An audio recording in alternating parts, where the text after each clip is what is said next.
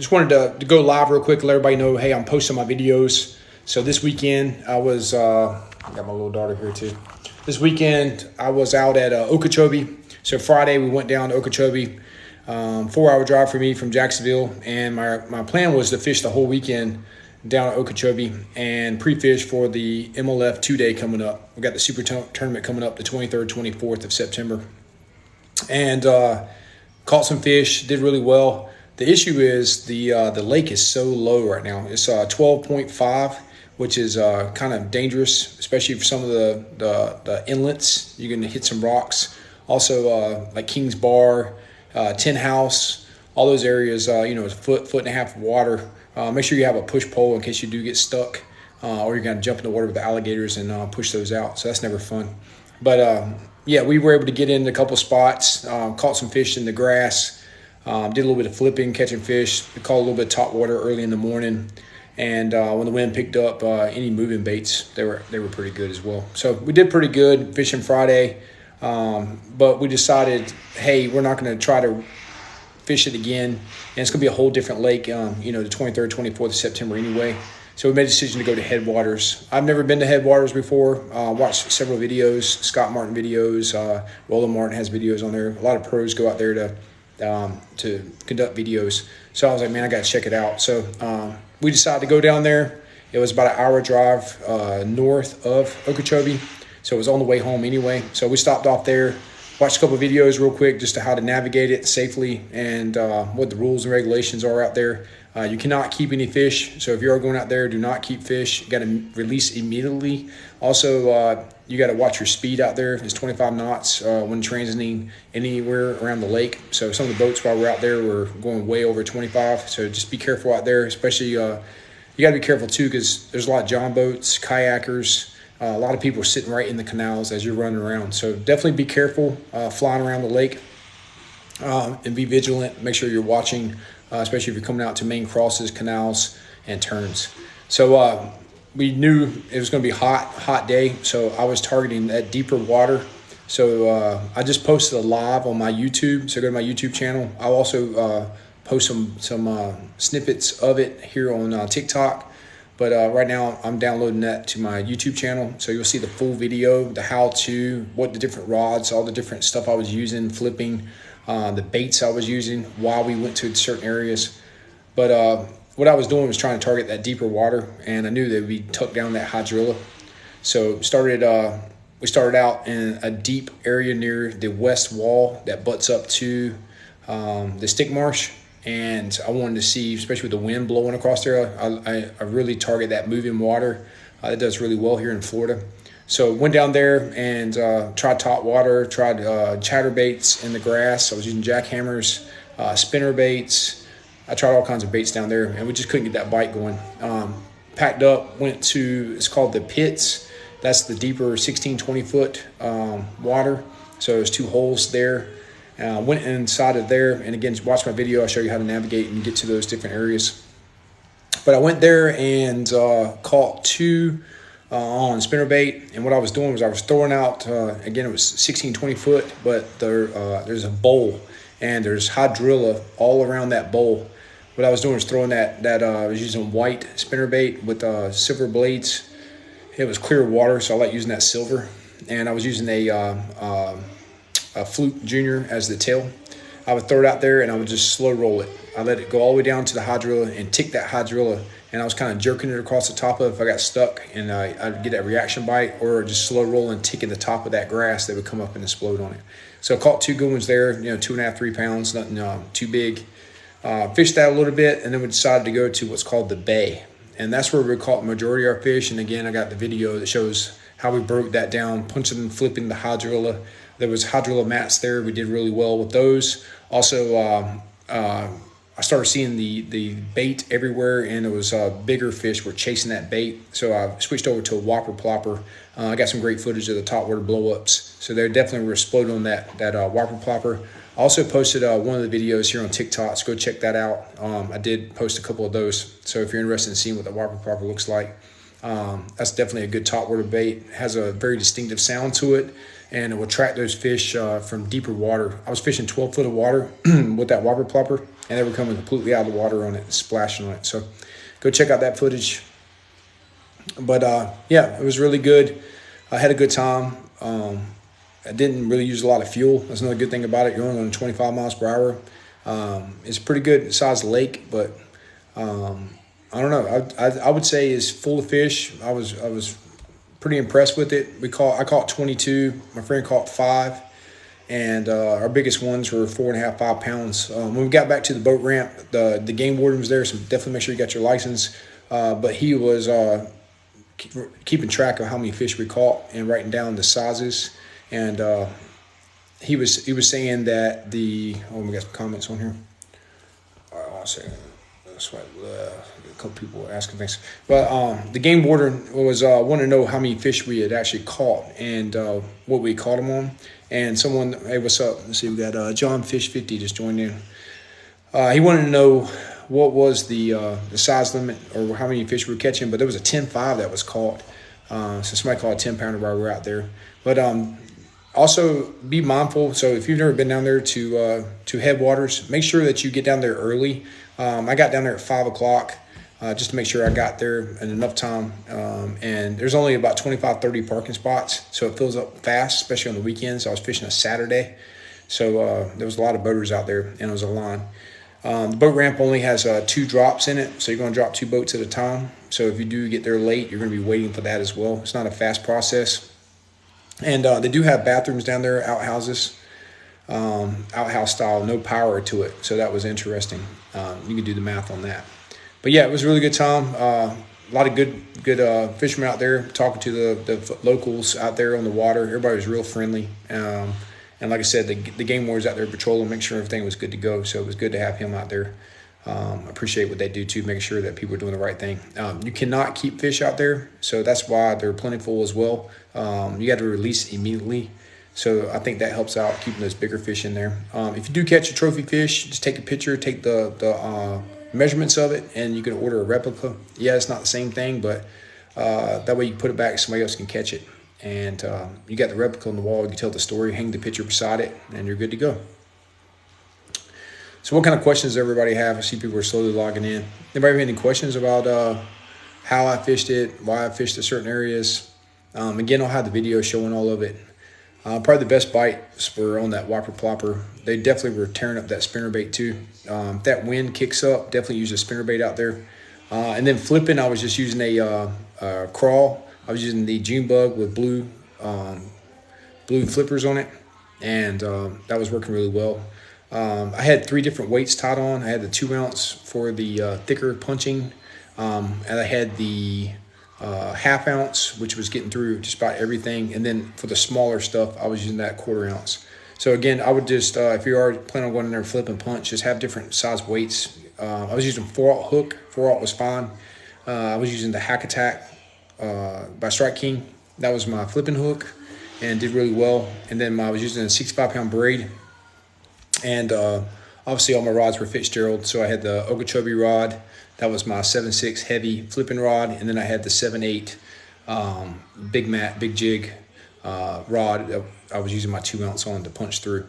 I was using the VL10 reel. So I was using the Fitzgerald reel, and it worked really well.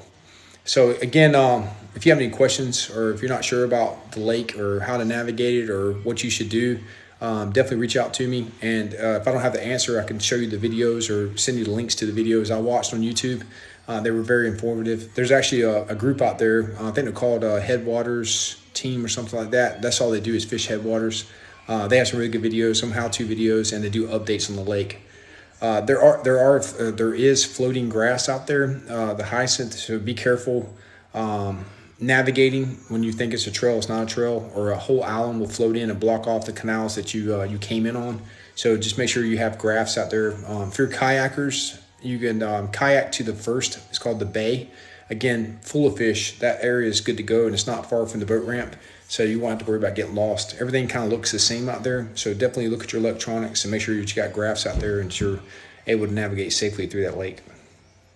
A lot of alligators out there. So that was cool seeing all the wildlife, a lot of birds, a lot of ducks. I think it's actually a waterfowl reserve out there. So it was a lot of wildlife. So that was fun too. Kid friendly. There was a lot of kids out there. There was even, you'll see in my videos, there was kids up there fishing from the docks. A lot of people were fishing from the shore, catching fish. One guy caught a 5.5 pounder just fishing right there from the shore. So you don't have to have a boat for Headwaters. You can go down there and fish from the pier, the docks, and they have a lot of area around the shoreline to fish as well. All right, who else got some questions? John, you got any questions? Or any questions about any fishing or anything about any of the lakes around here? Let's see if a couple other people joined on. Let's see here what we got. Junior's on there. How's it going, Junior? Junior, you have any questions about fishing, where to go, or baits to use? Parker just joined in. Matthew joined in. Hello, everyone. A couple people just sent me invites. There's Trey on there. A couple people want to join in. But yeah, so I'm just breaking down Headwaters. If you're just joining in, talking about how I broke it down, how I navigated throughout the lake, and just letting everybody know I'm posting a lot of videos. So I'll be posting on YouTube. I have the full video. It's about 28 minutes, and I show all the highlights. I'll show what baits I use, why I use the baits in different areas, and why I targeted certain areas of the lake. Again, I was going in kind of blind because I never fished it before, and it was a last minute decision, but still was productive. Caught 22 fish, and we caught some good ones. Yeah, Fitzgerald rods are awesome. They're a little pricey, but they're worth the money, and they'll last forever. And they're designed for those heavier weights. So I don't know what kind of fishing you're doing with yours, but that Okeechobee rod, that's a very universal. I do all my flipping with that rod. It's very stout, and you'll see in the videos, it doesn't play around. When you set in and load that fish on there, you're gonna get that fish in. It's gonna set that hook. And again, I use very thick hooks. I use the heavy duty flipping hooks. So you don't want to use a medium heavy or a medium broad when you're setting those heavy duty hooks. You got to be able to punch it through the roof of the mouth of those fish. So that's why the Fitzgerald rods are really, really good. So highly recommend them. Who else has some questions?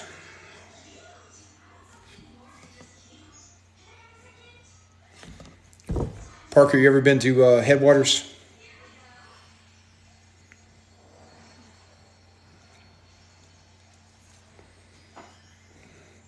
If you're also just joining in, I was talking about, I fished Friday. I fished down to Okeechobee, and I was talking about how the water levels are a little low.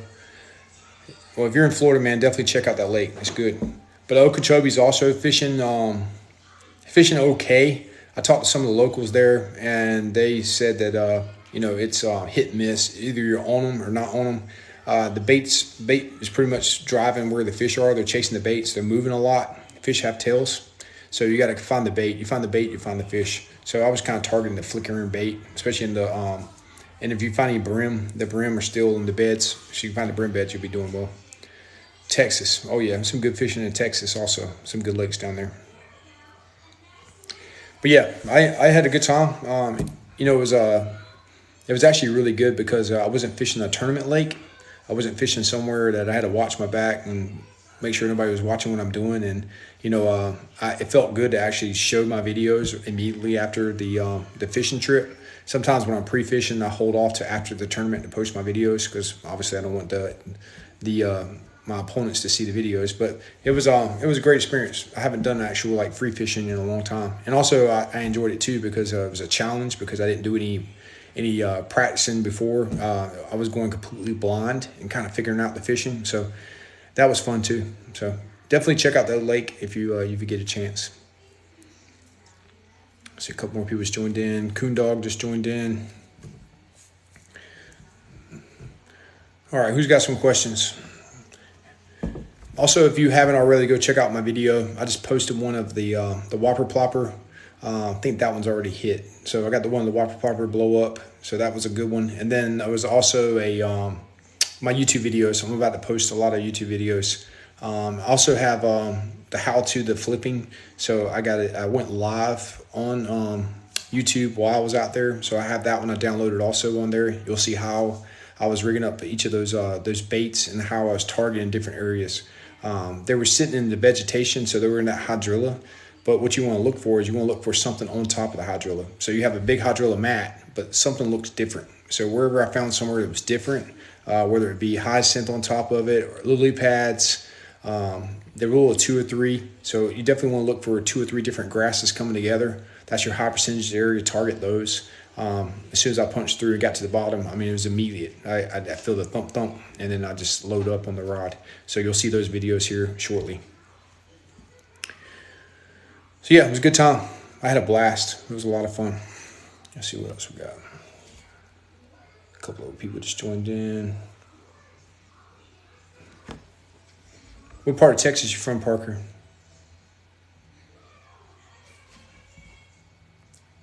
Hammer Time just joined in. All right, for those who just joined in, I've just been breaking down the lake, talking about how Headwaters, how I fished it, and just letting everybody know I posted videos and seeing if anybody has any questions about any of the lakes in Florida. I fish them all: Harris Chain, Toho, any of the tournament lakes, Butler Chain. So also fish South Carolina lakes, Alabama lakes. So if you have any questions about those as well, any of the circuit lakes. And then right now that video should be almost done loading over here on my laptop. So once that loads completely, I'll drop it into the YouTube so y'all can check that out.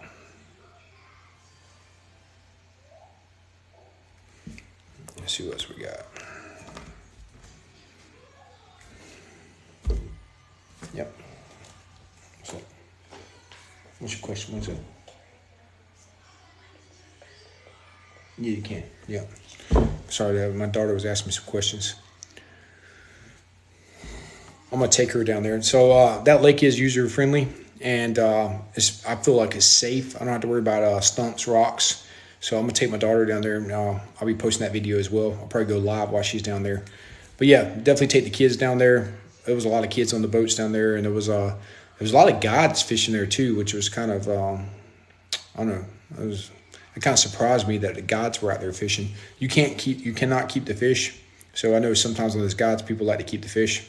While I was down there, a guy caught a 10-pound, 5-ounce bass. So the big ones still are biting. That would be a monster if that was spawned out fish. So there's definitely some big fish in the headwaters, and you never know. You know, you catch a dink, dink, dink, and then the next one you get is going to be, you know, a 10-pounder. So if you're in that area, definitely come on down, check out the headwaters. And there's a lot of videos out there. There's a lot of folks who go down there and fish that lake. So there's a lot of footage on there, YouTube, Instagram, and also on TikTok if you want to check out those videos. And I'll be posting mine here soon as well. All right, well, I'm going to go finish downloading this video, and I'm going to post it up for you all. So definitely go check out. It's the same name. It's Florida Power Fishing. If you just search that in YouTube, you'll get to see the full video and get to see all the footage. I'm going to break away the highlights and post them also in the TikTok, because I can't post a 28-minute video in TikTok. But I will break down the highlights and post those. One of them's already posted of me catching one of the whopper plopper. And I'll post another one of the whopper plopper, and I'll also catch, there's a couple of the flipping bites, a couple of the 4-pounders. I'll post them as well, so you can check them out. Again, thanks for watching, and then my daughter wants to say something. Go. Like and subscribe. All right. Thanks again for following. Thanks for everybody watching. Hope you all have a good night.